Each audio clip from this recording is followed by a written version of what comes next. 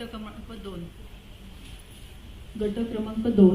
नमस्कार. आम्ही Dnyanganga English medium स्कूलच्या दुपार विभागाच्या शिक्षिका काव्य व अभिवाचन सादर करीत आहोत. मी सौ मंजुषा महेश गारखेडकर.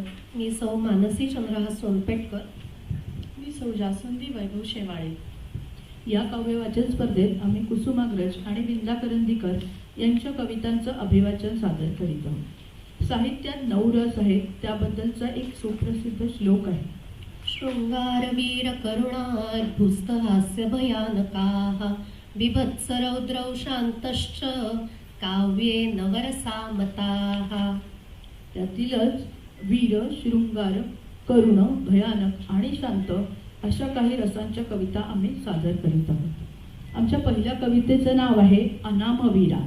ही कविता ज्ञानपीठ पुरस्कार विजेते विवा शिरवाडकर उर्फ कुसुमाग्रज यांची आहे. विवा शिरवाडकर हे अग्रगण्य कवी, लेखक, नाटककार आणि समीक्षक होते.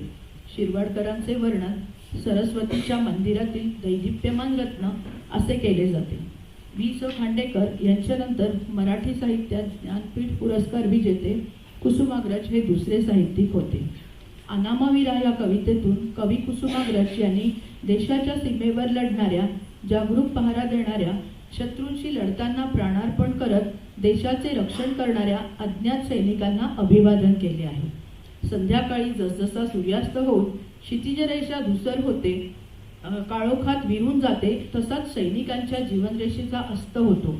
त्या अज्ञात सैनिकांच्या शौर्याची दखल कोणी घेतली नसली तरीही त्यांचे बलिदान कधीच व्यर्थ जात नाही, हेच कवीला नमूद करावयाचे आहे. ही कविता वीररसावर आधारित आहे. तर ऐकूया कविता अनामवीरा. अनामवीरा जिथे जाहला तुझा जीवनांत, अनामवीरा जिथे जाहला तुझा जीवनांत, संमतीथे ना कुणी बांधला पेटली नवात.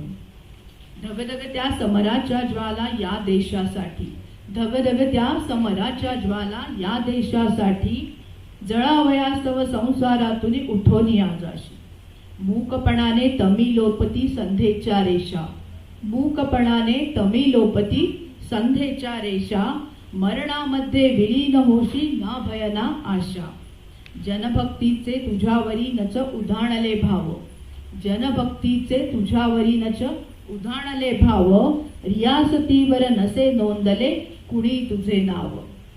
जरी न गातील भाट डफावर तुझे यशोगान, जरी न गातील भाट डफावर तुझे यशोगान, सफल जाहले तुझे चेहरे तुझे बलिदान.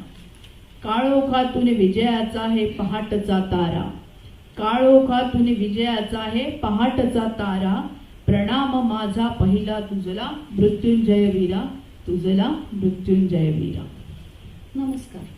मी विवा शिरवाडकर यांची प्रेम करा बिल्लासारखे या कवितेचे आपल्यासमोर सादर करीत आहे.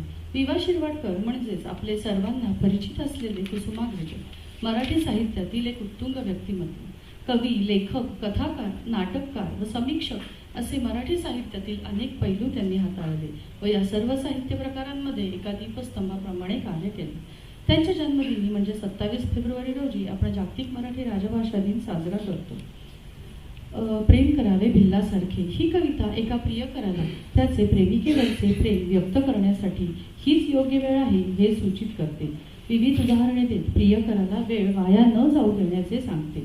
यासाठी भिल्लाचे उदाहरण कवीने दिले आहे. भिल्ल जसा नेम धरून बाण वाटतो आणि उद्दिष्ट साध्य करतो, तसे तुझे प्रेम भिल्लाच्या बाणाच्या टोकावर ठेवून प्रियसीच्या हृदयात घुसू दे. हीच वेळ आहे प्रेम व्यक्त करण्याची असे कवीला सूचित करायचे आहे. ही कविता शृंगार रसावर आधारित आहे. कविता प्रेम कर भिल्लासारखे. पुरे झाले चंद्र सूर्य पुरे झाल्या तारा, पुरे झाले सूर्य चंद्र पुरे झाल्या तारा, पुरे झाले नदी नाले पुरे झाला वारा. मोरासारखा छाती काढून उभा रहा, मोरासारखा छाती काढून उभा रहा, जाळासारखा नजरेत नजर बांधून पहा, जाळासारखा नजरेत नजर बांधून पहा. सांग तिला, सांग तिला तुझ्या मिठीत स्वर्ग आहे सारा, सांग तिला तुझ्या मिठीत स्वर्ग आहे सारा. पुरे झाले सूर्य चंद्र पुरे झाल्या तारा. शेवाळलेले शब्द अन यमक छंद करतील काय, शेवाळलेले शब्द अन यमक छंद करतील काय. डांबरी सडकेवरती श्रावण इंद्रधनु बांधील काय, डांबरी सडकेवरती श्रावण इंद्रधनू बांधील काय. उन्हाळ्यातल्या ढगासारखा हवेत बसशील फिरत, उन्हाळ्यातल्या ढगासारखा हवेत बसशील फिरत. जास्तीत जास्त 12 महिने बाई बसेल झुरत, जास्तीत जास्त 12 महिने बाई बसेल झुरत. नंतर तुला लगीन चिठ्ठी आल्याशिवाय राहील काय, नंतर तुला लगीन चिठ्ठी आल्याशिवाय राहील काय. डांबरी सडकेवरती श्रावण इंद्रधनू बांधील काय. म्हणून म्हणतो जागा हो जाण्यापूर्वी वेळ, म्हणून म्हणतो जागा हो जाण्यापूर्वी वेळ. प्रेम नाही अक्षरांच्या भातुकलीचा खेळ, प्रेम नाही अक्षरांच्या भातुकलीचा खेळ. प्रेम म्हणजे वणवा होऊन जाळत जाणं, प्रेम म्हणजे वणवा होऊन जाळत जाणं. प्रेम म्हणजे जंगल होऊन जळत राहणं, प्रेम म्हणजे जंगल होऊन जळत राहणं. प्रेम कर भिल्लासारखं बाणावरती खोचलेलं, प्रेम कर भिल्लासारखं बाणावरती खोचलेलं. मातीमध्ये उगवून सुद्धा मेघापर्यंत पोचलेलं, मातीमध्ये उगवून सुद्धा मेघापर्यंत पोचलेलं. शब्दांच्या या धुक्यामध्ये अडकू नकोस, शब्दांच्या या धुक्यामध्ये अडकू नकोस. बुरुजावरती झेंड्यासारखा फडकू नकोस, बुरुजावरती झेंड्यासारखा फडकू नकोस. उधळून दे तुफान सारं काळजामध्ये साचलेलं, उधळून दे तुफान सारं काळजामध्ये साचलेलं. प्रेम कर भिल्लासारखं बाणावरती खोचलेलं, प्रेम कर भिल्लासारखं बाणावरती खोचलेलं. मराठी साहित्यातील ज्ञानसूर्य, एक महान ज्ञान तपस्वी, तृतीय ज्ञानपीठ पुरस्कार विजेते विंदा करंदीकर म्हणजे अर्थातच गोविंद विनायक करंदीकर. विंदांच्या कवितांमध्ये आपल्याला एकाच वेळी अनेक भावभावनांचा एकत्रित प्रत्यय येतो. कधी कधी विंदांच्या कविता आपल्याला उंचावरून कोसळणाऱ्या जलप्रपातासारख्या भासतात, तर कधी कधी त्या आपल्याला जीवनातल्या वास्तवतेचं दर्शन घडवतात. कधी त्या आपल्या मरगळलेल्या मनाला उभारी देतात, तर कधी त्या पिचलेल्या मनगटात जोश निर्माण करतात. अशाच एका वीररसाने युक्त अशा आयुष्याला द्यावे उत्तर या विंदा करंदीकरांच्या सुप्रसिद्ध कवितेचे अभिवाचन आता सादर करत आहे. प्रस्तुत कवितेमधून विंदांना असे सांगायचे आहे की आयुष्यात कितीही संकट, कितीही अडथळे आले तरी घाबरून जायचं नाही, उलट त्या संकटांना आत्मविश्वासाने सामोरे जाण्याचे योग्य. तेव्हा ऐकूयात विंदांची कविता आयुष्याला द्यावे उत्तर. असे जगावे दुनियेमध्ये, असे जगावे दुनियेमध्ये, आव्हानाचे लावून उत्तर, नजर रोखुनी नजरेमध्ये आयुष्याला द्यावे उत्तर. नको गुलामी नक्षत्रांची, नको गुलामी नक्षत्रांची, भीती आंधळी ताऱ्यांची, आयुष्याला भिडतानाही चैन करावी स्वप्नांची. असे दांडगी इच्छा ज्याची, असे दांडगी इच्छा ज्याची, मार्ग तयाला मिळती सत्तर, नजर रोखुनी नजरेमध्ये आयुष्याला द्यावे उत्तर. पाय असावे जमिनीवरती, पाय असावे जमिनीवरती, कवेत अंबर घेताना, हसू असावे ओठांवरती, काळीज काढून देताना. संकटासही ठणकावून सांगावे आता ये बेहत्तर, नजर रोखुनी नजरेमध्ये आयुष्याला द्यावे उत्तर. करून जावे असेही काही, करून जावे असेही काही, दुनियेतून या जाताना, गहीवर यावा जगास साऱ्या, निरोप शेवटचा देताना. स्वर कठोर त्या काळाचाही, क्षणभर व्हावा कातर कातर, नजर रोखुनी नजरेमध्ये आयुष्याला द्यावे उत्तर, आयुष्याला द्यावे उत्तर. माझी पुढील कविता ही कुसुमाग्रजांची जीर्ण पाचोळा आहे. जीर्ण पाचोळा ही कुसुमाग्रजांची एक सुंदर कविता मानवाच्या अनुभवांशी निगडीत आहे. अतिशय उत्तमरित्या एका झाडाच्या पाचोळ्याचे घडणाऱ्या सर्व गोष्टींकडे अलिप्ततेने मूकसाक्षीदार होऊन पाहणे याचे कवीने यात वर्णन केले आहे. जन्म आणि मृत्यू कोणासही चुकलेला नाही. आनंद दुःख सर्व उपभोगून वार्धक्याकडे अलिप्ततेने पाहणे व नवीन पिढीला जागा करून देणे या भावना या कवितेत कवीने व्यक्त केल्या आहेत. तारुण्यातील उद्दामपणाने वार्धक्याची दूषणे देऊ नयेत हेही यातून व्यक्त होते. ही कविता करुण रसावर आधारित आहे. कुसुमाग्रजांची जीर्ण पाचोळा. आडवाटेला दूर एक माळ, आडवाटेला दूर एक माळ, तरु त्यावरती एकला विशाळ, तरु त्यावरती एकला विशाळ. आणि त्याच्या बिलगुनिया पदास, आणि त्याच्या बिलगुनिया पदास, जीर्ण पाचोळा पडे तो उदास. उषा येवो शिंपित जीवनाशी, उषा येवो शिंपित जीवनाशी, निशा काळुखी उडू द्या जगासी, निशा काळोखी दडू द्या जगासी. सूर्य गगनातुनी ओतू द्या निखारा, सूर्य गगनातुनी ओतू द्या निखारा, मूक सारे हे सांगतो बिचारा. तरुवरची हसतात त्यास पाने, तरुवरची हसतात त्यास पाने, हसे मूठ भरते गवतही मजेने, हसे मूठ भरते गवतही मजेने. वाट सरू वाट तुडवीत त्यास जात, वाट सरू वाट तुडवीस त्यास जात, परी पाचोळा दिसे नित्य शांत, परी पाचोळा दिसे नित्य शांत. आणि अंत्यदीन एकत्या वनात, आणि अंत्यदीन एकत्या वनात, येई धावत चौफेर क्षुब्ध वात, येई धावत चौफेर क्षुब्ध वात. दिसे पाचोळा घेरुनी तयाते, दिसे पाचोळा घेरुनी तयाते, नेई उडुनी त्या दूर दूर कोठे, नेई उडुनी त्या दूर दूर कोठे. आणि जागा हो मोकळी तळाशी, आणि जागा हो मोकळी तळाशी, पुन्हा पडल्या वरतून पर्णराशी, पुन्हा पडल्या वरतून पर्णराशी. विंदांचा पहिला बालकाव्य संग्रह स्वेदगंगा 1961 मध्ये प्रसिद्ध झाला आणि त्यानंतर आजतागायत त्यांचे सुमारे 11 बालकाव्य संग्रह प्रसिद्ध आहेत. विंदांच्या बालकविता लहान मुलांबरोबरच मोठ्यांनाही खेळवून ठेवतात. लहान मुलांच्या भावविश्वात पर्या, सर्कस, भूते यांविषयी कमालीची उत्सुकता असते. त्यातीलच भूते, त्यांचा कहर, त्यांचा पोशाख, त्यांचे वागणे बोलणे अशा एक ना अनेक गोष्टींचा अंतर्भाव पिशी मावशी आणि तिची भूतावळ या विंदांच्या काव्यसंग्रहात आपल्याला वाचायला मिळतो.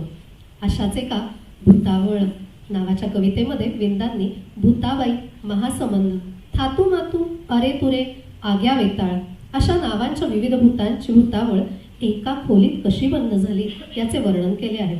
तर आता ऐकूया भयानक रसाने परिपूर्ण अशी विंदांची कविता भूतावळ. किर्र रात्री सुन्नरानी, झर्र वारा, भुर्र पाणी, शारवाडा, गार भिंती, दार त्याचे हस्तिदंती. कोण आले, कोण आले, दार आपोआप खोले. आली आली भूताबाई, 3 माणसे रोज खाई. स्मशानामध्ये घालते फेरी, पहाटे पूर्वी करते नेरी. नेरीसाठी होतात चट्ट 2 पोरे लठ्ठ मठ्ठ. पण प्रत्येक एकादशीस रताळ्याचा खाते किस. आला आला महासंबंध, त्याची चाल संथ संथ. त्याची उंची 10 फूट, अंगावरती काळा सूट, डोक्यावरती हॅट बीट. तुम्ही पसाल पहा नीट. वळवळणारे गळ्यात काय, नागोबाचा लंबाट आहे. आले आले थातू मातू, खाते सातू जर सातू. नसले घरात तर बसते, नखे खात रोज रात्री. मांजरावरून हे येते, जग फिरून हे भूत. आहे मुत्रे तरी त्याला भितात कुत्रे. आले आले अरे तुरे, हे भूत काळे बेरे. मध्यरात्री रांगत येते, दारावरती थाप देते. जर त्याला घेतले घरात, जीभ काढते 13 हात. पण कारे म्हटले तर जाईल सोडून तुमचे घर. आला आला आग्या वेताळ, त्याच्या डोक्यात असतो जाळ. कोळसे खातो कराक्कर, राखेल पितो डबाभर. डोक्यावरती कढई घेऊन भूते घेतात स्वयंपाक करून. केसामधून उठतात ज्वाळा, सगळे नावी भितात त्याला. आला आला पिंपळावरून, एक मुंजा संध्या करून. त्याची पोथी चालत येते, हळूच त्याच्या हातात जाते. रक्तासारखी पाने लाल, खुणेसाठी असते पाल. तीच पोथी ऐकण्यासाठी, तीच पोथी ऐकण्यासाठी भूते आली झाली दाटी. पाल लागली चुकचुक करू, पोथी वाचन झाले सुरू. हेंगाड वेंगाड फेंगाड भेंगाड, फेंगाड भेंगाड हेंगाड वेंगाड. किर्र रात्री सुन्नरानी, झर्र वारा, बुर्र पाणी. शारवाडा, गार भिंती, दार त्याचे हस्तिदंती. सर्व आले, सर्व आले, दार हसले, हा हा हा, बंद झाले. आमची पुढची कविता आहे सागर. सागर या कवितेमध्ये कुसुमाग्रजांनी अथांग सागराचे आणि संध्याकाळी आकाशात दिसणाऱ्या नानाविध रंगांची उधळण यांचं अतिशय सुंदर वर्णन केलेलं आहे. सागर कधी शांत सौम्य असतो तर कधी रौद्र रूप धारण करतो. कधी कवीला हे सगळं पाहत असताना गलबतात बसून नानाविध देश पाहण्याचा मोह आवरत नाही, तर कधी सागराच्या रौद्र रूपापासून अलिप्त राहावेसे वाटते. सुंदर संध्याकाळी होणाऱ्या सूर्याच्या अस्ताचेही उत्तम वर्णन कवीने केले आहे. तर ऐकूया शांत रसावर आधारित कविता सागर. आवडतो मज अफाट सागर अथांग पाणी निळे. आवडतो मज अथांग सागर अथांग पाणी निळे. निळ्या जांभळ्या जळात केशर सायंकाळी मिळे. फेस फुलांचे सफेद शिंपित वाटेवरती सडे.